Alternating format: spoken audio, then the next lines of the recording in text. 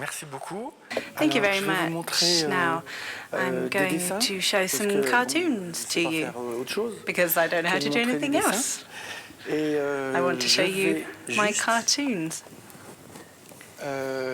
Vous envoyer des petites images, par exemple. I'm going to give you some little images. Have a look. This is the logo for the association which we created, Cartooning for Peace, because just over the fatwa which was issued against the Danish magazines, there were 50 deaths in Pakistan. Now, of course, we heard about the courage of the journalists who were giving their lives and their time to try and get their stories out, and there are cartoonists who go alongside the work of these extremely brave journalists. And really, I want to thank the previous speaker for her statement, because that allows us to really see how we have a different language which isn't that of words, but rather that of images. And so with Kofi Annan, we set up Cartooning for Peace, and it was really to react just following the fatwa that was issued against the Danish cartoonists. So we had to show how we could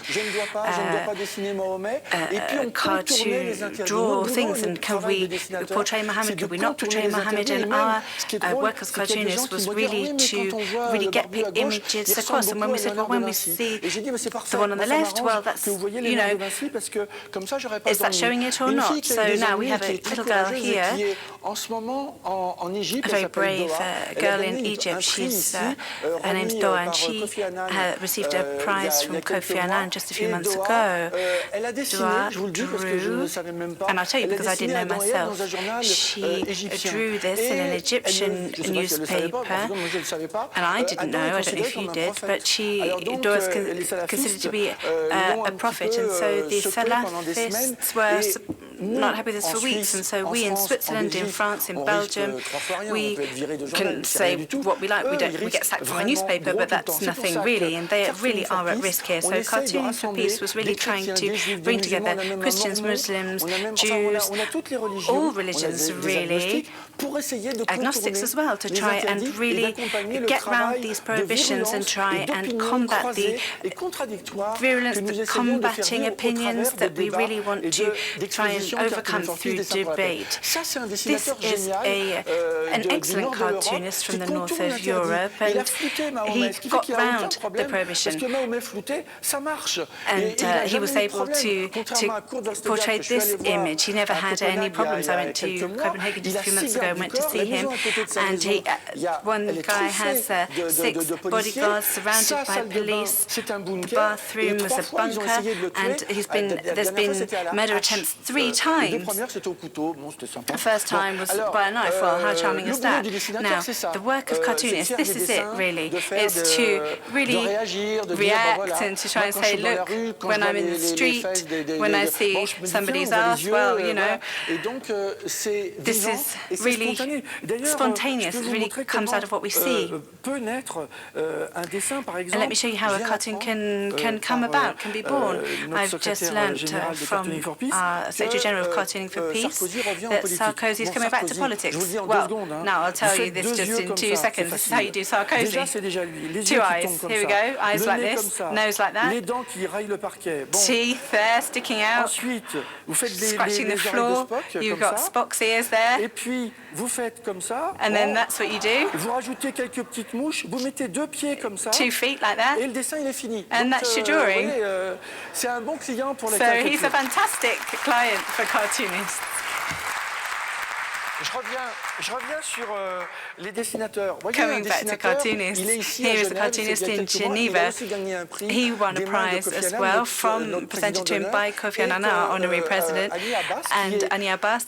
He is Palestinian, lived in Syria, is really fighting to try and be able to continue to extend his work as Syrian, Palestinian cartooning here in Geneva. He won this prize, and he met with the mayor of Geneva, Kofi Annan there, And what's the tool of the cartoonist? Well, it's when we draw, and when I met Rafa in 2004, he was able to link the Star of David and the Palestinian flag. He was able to put that together. 20 years earlier, he was able to say, I could recognize the state of Israel with a highlighter. He was able to draw the flag and the Star of David on the Israeli flag. That's the work of cartoonists, of cartooning for peace. Palestinian cartoonist called Chaya Bouafik. He's coming next week to Europe, and he is both close to the Fatah, but at the same time, he draws things which are against Hamas, so it's really, really brave. And we have here cartooning for peace in Jerusalem. We have cartoonists, Israeli cartoonists who are also able to make that link with their Palestinian friends. This is one of our cartoonists called Bukhari, who's taking the mick out of the Hamas leader, and his paper Al-Ayam is actually prohibited because of that cartoon since 2008. Al-Ayam has no longer been distributed in Gaza, and it's distributed in the West Bank but not in Gaza. Now this is something that we have. We have regular meetings for all cartoonists from all religions.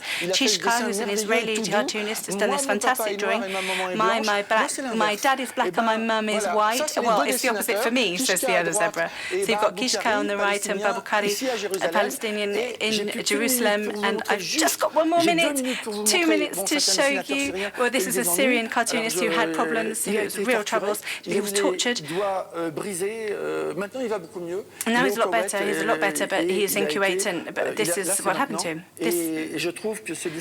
And I think he's a fantastic cartoonist, and we met not long ago in Tunisia. We brought together cartoonists from the whole Maghreb region.